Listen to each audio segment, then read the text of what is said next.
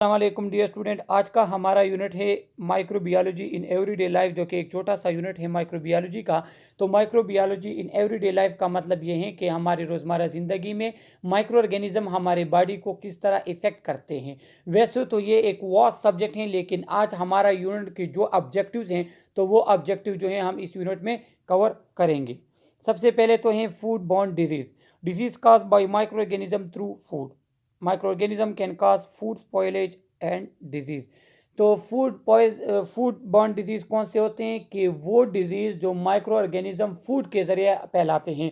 मिसाल के तौर पे कि माइक्रो ऑर्गेनिज्म फूड के साथ क्या करते हैं कि वो फूड को ख़राब कर देते हैं, फूड स्पॉइलेज गल सड़ कर देते हैं। जिस तरह अगर हम खाने की चीज़ नॉर्मल टेम्परेचर पे अगर हम रखते हैं 2-3 दिन के लिए, उसको फ्रीज़र वगैरह में नहीं रखते, तो 2-3 दिन के बाद उसमें माइक्रो ऑर्गेनिज्म जो हैं वो उस फूड को ख़राब कर लेते हैं। फिर जब अगर हम वो फूड को यूज़ कर ले तो फिर वो हमें डिजीज़ काज करेगा, और इन डिजीज़ को कहते हैं फूड बॉर्न डिजीज़। और फूड बॉर्न डिजीज़ दूसरा डिजीज़ काज करते हैं। डिजीज़ इस तरह के जब हमारे पास खाना जो है वो ख़राब हो जाए, उसमें टॉक्सिन वगैरह छोड़ दे वो माइक्रो ऑर्गेनिज्म, और वो खाना हम यूज़ करें तो हमें डिजीज़ काज हो जाती हैं। फूड बॉर्न डिजीज कौन से हैं कि usually called food poisoning caused by eating the food contaminated with toxin. Food borne disease को सिंपली हम फूड पॉइजनिंग कहते हैं। फूड पॉइजनिंग के जब हमारे पास माइक्रो ऑर्गेनिज्म की वजह से फूड स्पॉइल हो जाए, ख़राब हो जाए, तो अगर वो फूड कोई शख्स यूज़ करे और फिर उस पर्सन में डिजीज़ काज हो जाए तो इसे कहते हैं food poisoning. Food borne disease को फूड पॉइजनिंग भी सिंपली कहा जाता है, और वो क्यों होते हैं कि उसमें हमारे पास कंटेमिनेटेड टॉक्सिन की वजह से होती हैं। टू मेन टाइप्स हैं कि toxin is produce in food that either may be exotoxin endotoxin causes the disease called food poisoning। Toxin जो होते हैं वो हमारे पास बैक्टीरिया रिलीज करते हैं फूड में। तो इसके दो टाइप्स हैं, एंडोटॉक्सिन एक्सोटॉक्सिन। एक्सोटॉक्सिन वो टॉक्सिन होते हैं कि जब हमारे पास बैक्टीरिया मरती हैं, बैक्टीरिया ख़त्म होती हैं, तो उसके साथ जो है उसके सेल मेम्ब्रेन वगैरह जो है वो टॉक्सिन रिलीज कर लेता है। और एंडोटॉक्सिन क्या टॉक्सिन है कि वो टॉक्सिन जो बैक्टीरिया जो हैं वो लाए होगी, लेकिन वो जो है वो टॉक्सिन रिलीज़ करेगी। तो एक्सोटॉक्सिन एंडोटॉक्सिन कंबाइन होके हमारे खुराक को जो है ख़राब कर देते हैं, और फिर जब अगर हम वो खुराक यूज़ करें तो वो टॉक्सिन हमारे बॉडी में जाकर हमारे पास फूड पॉइजनिंग काज कर देता है। Food being a mechanical carrier carries pathogens and cause disease on injection. अच्छा, फूड एज अ कैरियर भी काम करता है। मिसाल के तौर पे अगर कोई बेचने वाला शख्स कोई जो है खाना बेचता है, होटल वगैरह में है, तो क्या होते हैं कि वो आपको मिसाल के तौर पे या कोई इस तरह पिज़्ज़ा बर्गर वगैरह जो हैं जिसमें 2-3-4 दिन पहले की चीज़ें यूज़ हुई हैं, तो क्या होता है कि वो शॉप पे या दुकान पे वो कंटेमिनेटेड हो गया फूड, तो उसने आपको उस फूड से बर्गर वगैरह बना दिए या कोई इस तरह फूड फास्ट फूड वगैरह बना दिए, और वो फूड आपके पास डिलीवरी के ज़रिए, होम डिलीवरी के ज़रिए आपके घर तक आते हैं। तो ये क्या हुआ कि उस फूड में माइक्रो ऑर्गेनिज्म ट्रांसफ़र कर ली वहाँ होटल से, वहाँ शॉप से, वहाँ जो है दुकान से, और आपके पास आ गए। फिर जब आप ये कंटेमिनेटेड या ये फूड जो है स्पॉइल गल सड़ ख़राब फूड जब आप खाएंगे तो आप में डिजीज़ काज होगी, जिसे फूड पॉइजनिंग कहते हैं। फूड बॉर्न पैथोजन हमारे पास कौन से? ग्राम नेगेटिव में हमारे पास सैल्मोनेला आता है, सैल्मोनेला टाइफोमेरियम एंड एंटेरोडाइटस। सैल्मोनेला टाइफी भी हमारे पास है, सैल्मोनेला टाइफी टाइफाइड काज करता है। उसके बाद दूसरा हमारे पास है शीला, या जो भी आप इसे नेम यूज़ करें। तो ये क्या डिजीज़ काज करते? ये डिजीज़ काज करते शीलियोसिस या shigellosis is an infectious disease cause by shigella bacteria that produce stomach pain, diarrhoea and fever. तो ये फूड बॉर्न डिजीज़ जो हैं वो मैक्सिमम जो हमारे पास स्टोमिक से रिलेट होते हैं। तो ये हमारे पास शीला, अगर कोई बैक्टीरिया में कोई फूड में एक ये बैक्टीरिया हमारे पास हैं, तो वो हमारे पास क्या, वो हमारे पास स्टोमिक पेन, डायरिया और फीवर काज करेगा। विब्रो कॉलरा भी हमारे पास बैक्टीरिया हैं जो कि कॉलरा काज करते हैं। अदर ऑर्गेनिज्म में हमारे पास अमीबा आता है, जिसमें जेरेडोलैम्बिया, एंटा अमीबा हिस्टोलेका एंड क्रिप्टोस्पोरोडियम। तो अमीबा हमारे पास अमीबाइक डाइसेंट्री काज करता है, जो कि कंटेमिनेटेड फूड और कंटेमिनेटेड वाटर में होता है। Fungi such as of poisonous mushroom aspergillus aflatoxin.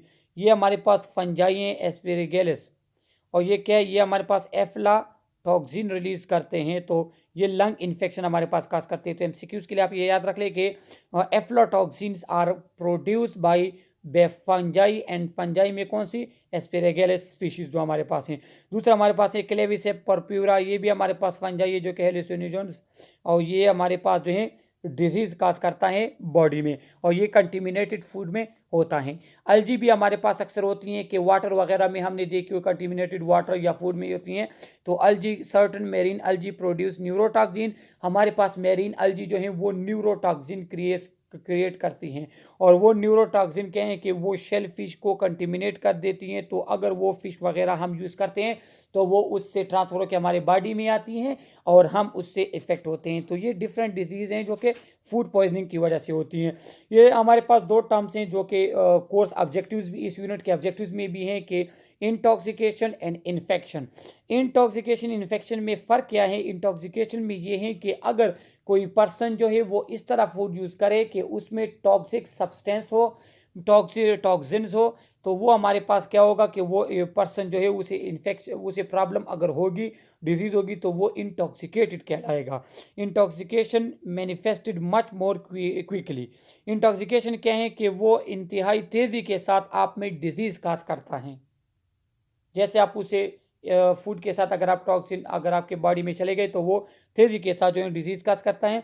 Toxin is already present to cause harm, और टॉक्सिन जो है वो हमारे पास क्या होते हैं कि वो आपके बॉडी को तेजी के साथ हार्म करता है, नुकसान तेजी के साथ पहुंचाते हैं, मीन्स उसका इंक्यूबेशन पीरियड, ये चीज़ें इंतहाई कम होती हैं।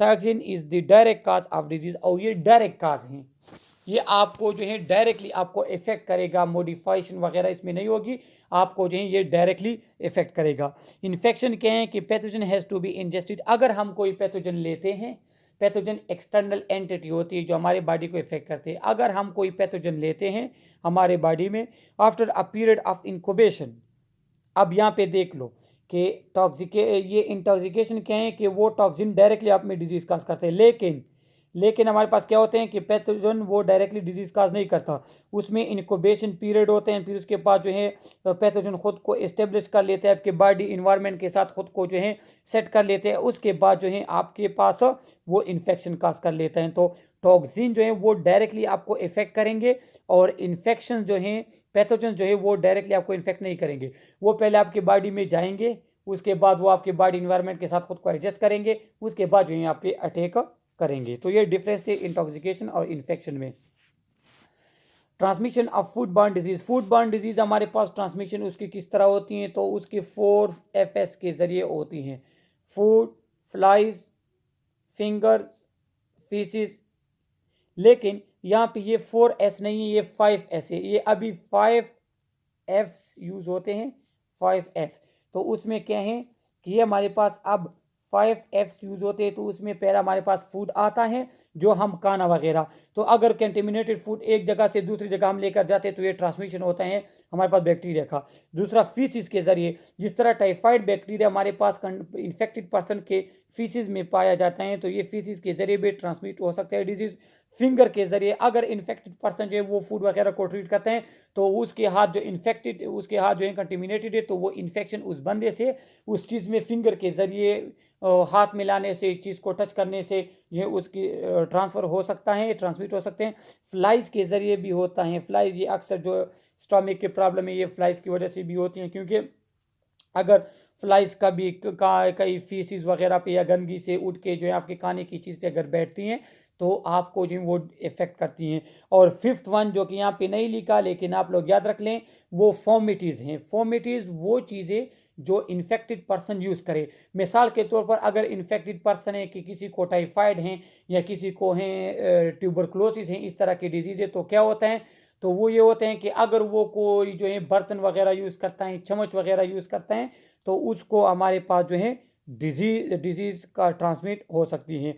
फूड इज़ द अब पढ़ते हैं कि food is the immediate source of pathogen toxin. Food है वो इमीडिएट सोर्स है, वो उसके ज़रिए जो है बहुत आसानी के साथ आपके पास पैथोजन जो है वो ट्रांसफ़र होते हैं। May be acquired by close contact with an infected person और कैरियर। अच्छा, डिजीज़ जो है वो आप अगर इन्फेक्टेड पर्सन के साथ क्लोज कंटेक्ट में अगर होते हैं तो वो आपको डिजीज़ काज हो सकती हैं। अगर आप इन्फेक्टेड पर्सन के साथ क्लोज कंटेक्ट में होते हैं तो वो डिजीज़ आपको जो है उससे ट्रांसफ़र हो सकती हैं। And involve the faecal oral route, या फीकल ओरल रूट के ज़रिए भी ये जो बच्चों में हेपेटाइटिस होता है तो उसका मेन काज ये है कि वो फीसिस वगैरह से बैक्टीरिया वगैरह जो हैं वो थ्रू ओरल आ जाते हैं। इसके बाद हमारे पास general measure of prevention. General measure of prevention general measures of prevention general measure of prevention ये है कि हम जो है जनरली क्या करेंगे कि हमारे पास डिजीज़ या डिजीज़ कंटिमिनेशन वगैरह से जो है बचा जा सके। तो clean and store produce properly. हमने क्या होगा कि जो हम खाना वगैरह यूज़ करते हैं या जो भी हम खाने वगैरह को ट्रीट करते हैं तो हमने क्लीननेस पे तवज्जो देनी होगी। दूसरा, हम फूड को जो है अच्छे तरीके से स्टोर करेंगे उसे रेफ्रिजरेटर वगैरह में। Prepare food properly, cooking adequately. हम खाने की चीज़ों को अच्छी तरह से पकाएंगे, ऐसा ना हो कि हमने जो है कोई चीज़ कच्ची वगैरह छोड़ दी है तो उसमें क्या होगा कि उसमें इन्फेक्टेड ऑर्गेनिज्म उस तरह से रह चुके होंगे, या एक चीज़ अच्छी तरीके से नहीं पकी होती तो जो है उसमें माइक्रो ऑर्गेनिज्म वगैरह जो हैं वो इसी तरीके से रहते हैं। तो हमने एक चीज़ को अच्छे तरीके से पकाना होगा ताकि हमारे पास डिजीज़ काज ना हो। Imply general sanitary procedure while handling food. और जब हम जो है फूड को हैंडल करते हैं तो जनरल सैनिटरी प्रोसीजर हम जो है अप्लाई करेंगे। किस तरह कि अगर हम फ्रूट्स वगैरह को जो है उसके साथ डीलिंग करते हैं तो हमने एक प्लास्टिक ग्लव्स वगैरह जो है हमने वो यूज़ करनी होगी। या इस तरह से है हम अगर कोई पर्सन होटल वगैरह में या कहाँ पे जो है वो ट्रीट करते हैं फूड वगैरह को तो वो जो है हैंड वॉश उसके अच्छे तरीके से होने चाहिए, सफाई वगैरह का उसने अच्छे तरीके से ख्याल रखना होगा। ईट कुक्ड फूड प्रॉम्प्टली। हमने जो है खाने की चीज़ों को अच्छे तरीके से पकाना होगा। Restrict carriers from food preparation. क्या होगा कि हमने जो है वो पर्सन जो कि कैरियर्स होते हैं, कैरियर्स मतलब कि अगर एक पर्सन जो है उसे डिजीज़ हो गई है और अब वो ट्रीट हो चुका है लेकिन वो माइक्रो ऑर्गेनिज्म उसके बॉडी में है तो वो एक कैरियर है। तो इस तरह कैरियर को जो है हम खाने की चीज़ों के नज़दीक जाने नहीं देंगे। ऐसा ना हो कि हमारे पास कोई कैरियर इस तरह हो, वो होटल वगैरह में काम करता हो या इस तरह खाने की चीज़ों को जो है हाथ लगाता हो, उसके साथ डीलिंग वगैरह करता हो। नहीं, हमने कैरियर पर्सन को जो है उसको फूड तक जाने नहीं देना, उसको जो है पब्लिक फूड वगैरह को उसको यूज़ नहीं करने देना क्योंकि वो खुद कैरियर हैं तो वो डिजीज़ ट्रांसफ़र कर सकता है। Protect food from insects rodent. हमने जो है चूहों वगैरह और इंसेक्ट्स वगैरह, कीड़ों मकोड़ों वगैरह से जो है फूड को बचाना होगा। Use pure water. हमने पेवर साफ़ सुथरा क्लीन वाटर पीने के लिए, सब्जियां धोने वगैरह के लिए, खाना पकाने के लिए, इन चीज़ों के लिए हमने साफ पानी यूज़ करना होगा। प्रिवेंशन हमारे पास यहाँ पे कंट्रोल कंटिन्यू है कि based on the route of transmission two main way of prevention के रूट ऑफ ट्रांसमिशन जो है उसके मद्देनज़र रखते हुए हमने दो मेन प्रिवेंशन लेने हैं। Reduce the possibility of food handle contaminating food. Education in general hygiene. हमने जनरल हाइजीन पब्लिक में ये बात जो है मुतारफ़ करनी होगी कि कोई भी पर्सन अगर कंटेमिनेटेड हाथों से है या कोई जो है हैंड वॉश किसी ने नहीं किए, इसके हाथ गंदे हैं या कोई बीमार हैं या कोई डिजीज़ के साथ हैं या कैरियर हैं तो उसने जो है फूड को हैंडल नहीं करना होगा, उसने फूड को खाने को टच नहीं करना होगा। Keep cold food cold, hard food hard. कि हमने ठंडी चीज़ों को ठंडा रखना होगा और गर्म चीज़ों को गर्म। किस तरह के अगर हम जो है वाटर वगैरह बॉयल करके यूज़ करते हैं तो वो हमारे पास जो है माइक्रो ऑर्गेनिज्म वगैरह उससे ख़त्म हो जाते हैं। बिल्कुल इसी तरह जो हमारे पास कोई खाने वगैरह की चीज़ें अगर हम उसको फ्रीज़र वगैरह में रख दें तो क्या होते हैं कि वो माइक्रो ऑर्गेनिज्म वगैरह जो हैं वो ख़त्म हो जाते हैं, वो उसकी ग्रोथ जो है वो ग्रोथ नहीं कर सकते, तो उसमें जो है डिवीज़न नहीं होती और इस तरह जो है वो फूड जो है कंटेमिनेटेड से हमारे पास बचा रहता है। सर्व फूड व्हेन प्रिपेयर्ड और keep refrigerator, do not allow food to set at room temperature. Room temperature पे कभी भी हमने खाने की चीज़ ज़्यादा टाइम के लिए नहीं रखनी होती, या तो हम उसको रेफ्रिजरेट करेंगे या हम उसको बॉयल करेंगे। फूड पॉइजनिंग हमारे पास staphylococcus food poisoning. Staphylococcus food poisoning ये कि हमारे पास फूड पॉइजनिंग अगर हो जाए तो वो किस वजह से हो, स्टेफिलोकोकस आयरस की वजह से हो तो हमारे पास स्टेफिलोकोकस फूड पॉइजनिंग होगी। ये ग्राम पॉजिटिव बैक्टीरिया हैं। Human harbour these organism present in boiled skin lesion. क्या होते हैं कि ह्यूमन जो है इफेक्टेड पर्सन के ये हमारे पास स्किन लेजन्स या स्किन बॉयल्स, ये हमारे पास स्किन बॉयल है, यहाँ पे आपको नज़र आ रहा है ये स्किन बॉयल के अगर किसको दाने वगैरह हो या स्किन में कोई प्रॉब्लम वगैरह हो तो वहाँ पे जो है ये बैक्टीरिया होती हैं। और इस तरह का पर्सन अगर फूड वगैरह को हैंडल करते हैं तो वो बैक्टीरिया वगैरह जो है उसके बॉडी से जाके उस फूड वगैरह में जाके आपको जो है लग सकते हैं। Food poisoning is caused when staphylococcus is transfer from person to food. और फूड पॉइजनिंग इस कंडीशन में इसलिए काज होगा कि अगर इन्फेक्टेड पर्सन से वो बैक्टीरिया जाकर फूड में चले जाए और उस फूड को आप यूज़ करें तो उस पर्सन में क्या होता है तो आपको ये डिजीज़ ट्रांसफ़र हो सकती हैं। Could come from open boil lesion sneeze etcetera. तो क्या होते हैं कि आपके पास जब ये आपको कोई दाना वगैरह हो या आपको जो है स्वेलिंग हो या आउट ग्रोथ आपके बॉडी पे हो, अगर वो बस्ट कर जाए उससे जो है कोई पीप वगैरह या उससे जो है सेक्रेशन होती है तो ये बैक्टीरिया जो है वो फूड वगैरह में चल जा सकते हैं। तो इस तरह के अगर इफेक्टेड पर्सन हो गए तो उन्होंने केयर करनी होगी फूड हैंडलिंग करते वक्त। Staphylococcus food poisoning exotoxin are heat stable protein known as enterotoxin affecting the intestine. हमारे पास एक्सोटॉक्सिन जो है वो हीट स्टेबल होते हैं। हीट स्टेबल मतलब ये है कि वो हमारे पास बॉइलिंग वाटर वगैरह के ज़रिए भी आपके पास जो है नहीं जा सकते और वो एंटीरोटॉक्सिन वो हमारे पास इंटेस्टाइन को इफेक्ट करते हैं। Inhibit water absorption from the intestine and induce diarrhoea and vomit. इसका ये आपको किस तरह इफेक्ट करते हैं कि ये हमारे पास इंटेस्टाइन में वाटर एब्जॉर्प्शन के प्रोसेस को जो है इफेक्ट करते हैं और फिर आपको डायरिया वोमिटिंग हो जाती हैं। Nazia vomiting abdominal cramps diarrhoea वगैरह आपको होता है। कोलाइटिस होती है, इंटेस्टिनल लाइनिंग जो है उसके इन्फेक्शन आपके पास हो जाती हैं। तो एमसीक्यूज़ के लिए आप फिर याद रख लें कि स्टेफिलोकोकस फूड पॉइजनिंग में हमारे पास क्या क्या प्रॉब्लम होती हैं। इसका आंसर क्या होता है कि जब आप कंटेमिनेटेड फूड लेते हैं और उसके टॉक्सिन आपको इफेक्ट करते हैं तो मैंने आपको कहा था कि वो डायरेक्टली एक शॉर्ट टाइम में आपको इफेक्ट करते हैं। तो क्या होता है कि 1 to 6 hour after eating the contaminated food the problem will be onset. Clostridium botulism या clostridium botulinum. Clostridium botulinum gram positive bacteria हमारे पास हैं। तो एमसीक्यूज़ के लिए ये भी याद रख ले। एंडोस्पोर फार्मिंग ऑर्गेनिज्म है और एनएरोबिक है, इसे ऑक्सीजन की ज़रूरत नहीं होती। ये साइल पॉन्ड्स और लेक्स में पाया जाता है। और क्लस्ट्रीडियम बोटुलिज्म जो है हमारे पास ये जो है फैटल हैं, ये इंतहाई फैटल हैं और फूड पॉइजनिंग जो है वो काज करता है। Infrequent but fatal cause by exotoxin produce by Clostridium botulism most deadly biological toxin neurotoxin and effect the central nervous system. ये कहें कि ये इंतहाई ख़तरनाक है बोटुलिज्म और ये हमारे पास मेनिंजाइटिस सेंट्रल नर्वस सिस्टम को इफेक्ट करता है इसके टॉक्सिन।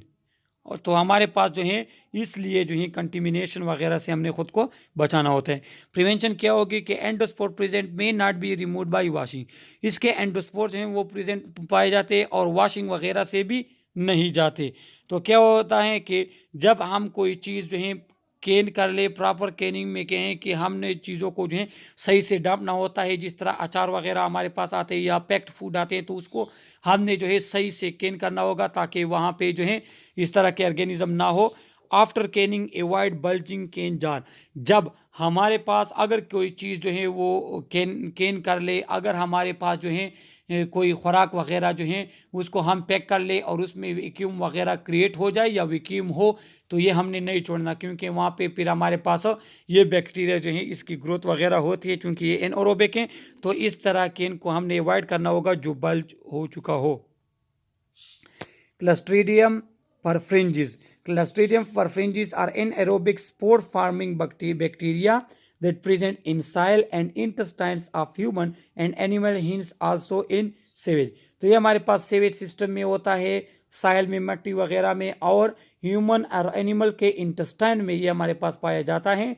टिपिकल इलनेस इसका क्या होगा कि ये डायरिया काज कर सकता है, एब्डोमिनल क्रैम्प्स, नाजिया और वोमिटिंग, ये डिजीज़ हमारे पास काज करता है।